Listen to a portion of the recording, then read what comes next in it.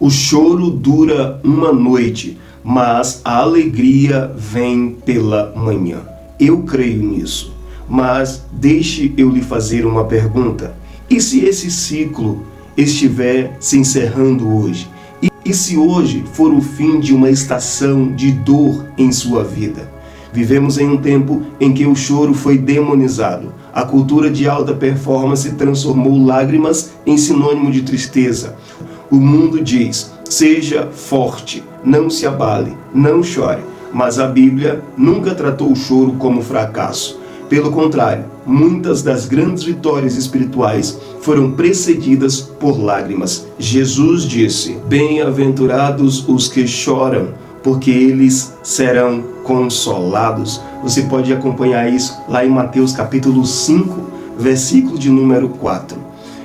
O Evangelho não nega em momento algum a dor, mas é a única mensagem verdadeira que promete o fim definitivo da dor. Você que é discípulo de Jesus está inserido nesta gloriosa e ditosa promessa.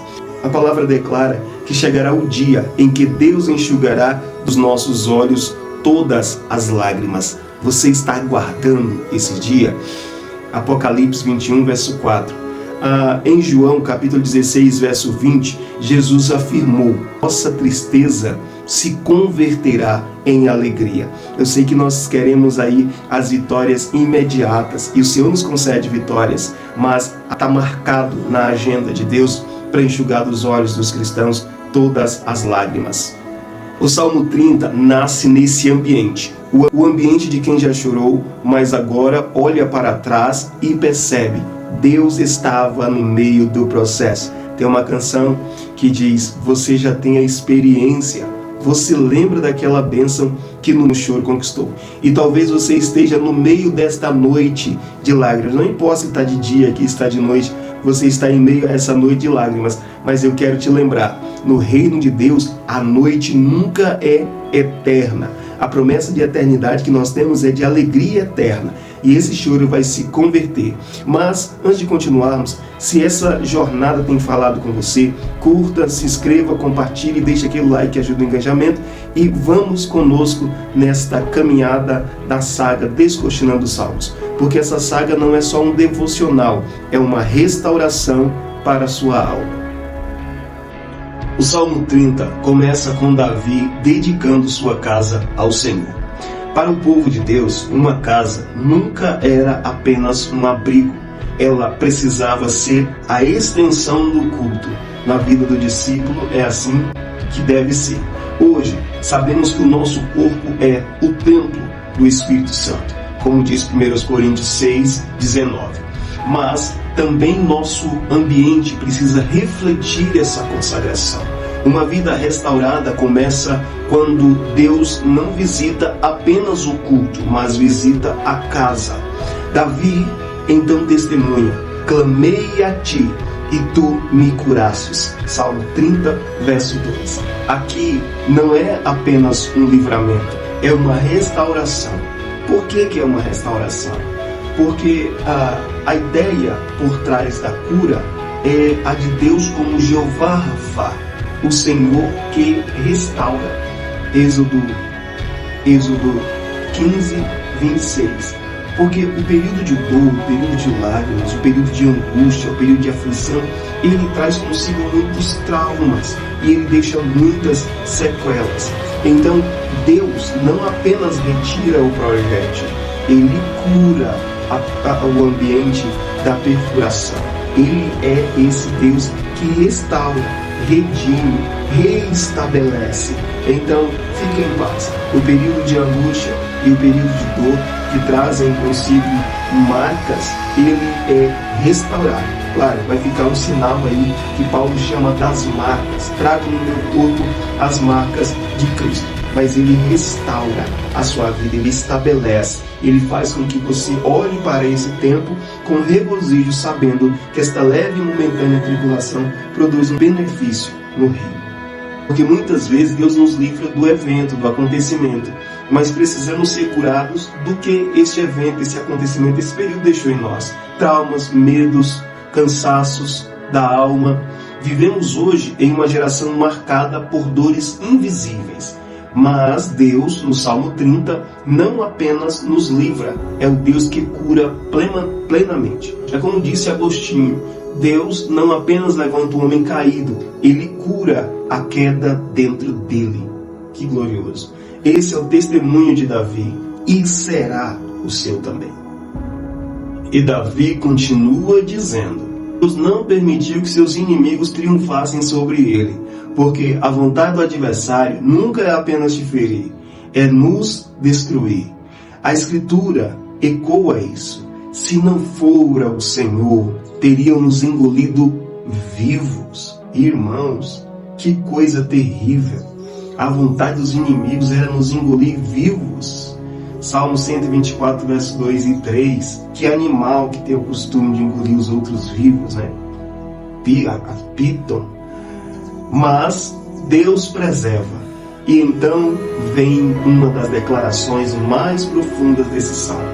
A sua ira dura só um momento, mas o seu favor dura a vida inteira. Deus não nos trata segundo nossas falhas. Salmo 30, verso 5. Deus disciplina, mas a ira não é o estado permanente de Deus. Nós vemos pessoas aí que vivem constantemente debaixo dos efeitos da ira, igrejas, ministérios que giram debaixo da ira e não da graça. Ele mesmo diz, não tenho prazer na morte do ímpio. Ezequiel 18, 23. A disciplina existe e é necessário, mas o favor de Deus é mais profundo. O favor de Deus é mais profundo. Como disse Calvino, a ira de Deus é sua santidade reagindo ao pecado, não sua essência desejando a ruína. A natureza de Deus não é ira. A ira é uma consequência da santidade de Deus. Deus é santo e Deus é bom. Deus não é ira.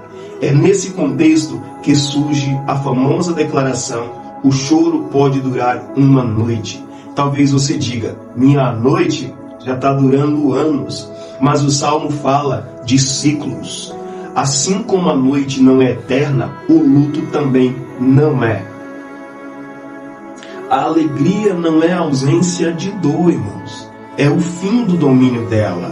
Você pode estar passando pelo terreno da dor, mas a dor não domina a tua vida. Você está projetado e você está com o mapa caminhando em direção à plena alegria. Preste atenção que o Salmo não diz que não existe choro. Ele diz que existe uma manhã preparada por Deus. Isaías havia anunciado, em lugar de vergonha, em lugar da vossa vergonha, tereis dupla honra. Isaías 61, 7. E Jesus prometeu, a vossa tristeza se converterá em alegria. João 16, 20. Por isso, se precisar chorar, chore no lugar certo, aos pés do Senhor. Não chore diante do mundo. Não chore diante de quem não pode curar. Chore aos pés do Senhor. Porque o Senhor está perto dos que têm o coração quebrantado.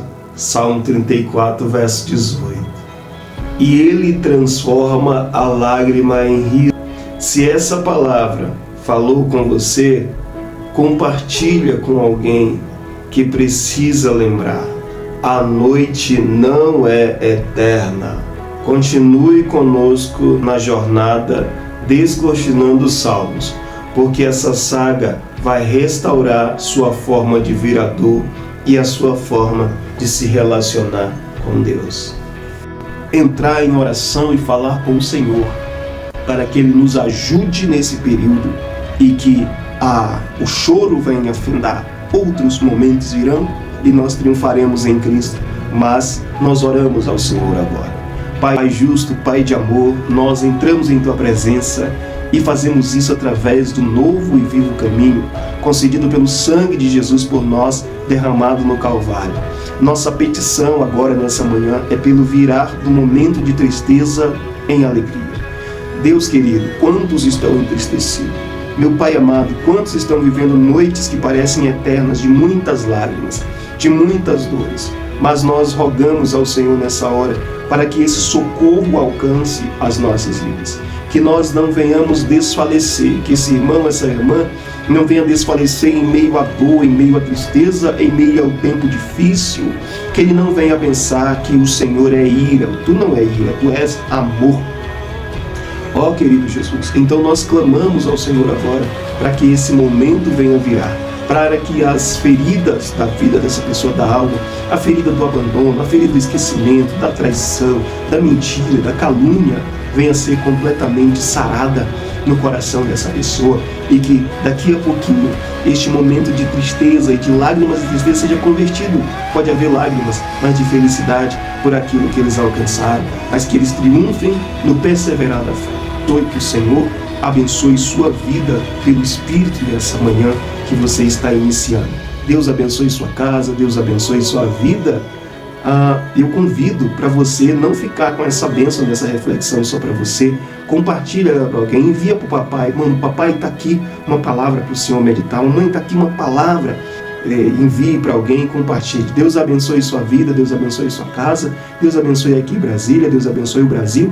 O Senhor abençoe as nações por Cristo Jesus nosso Senhor. Amém, amém, amém.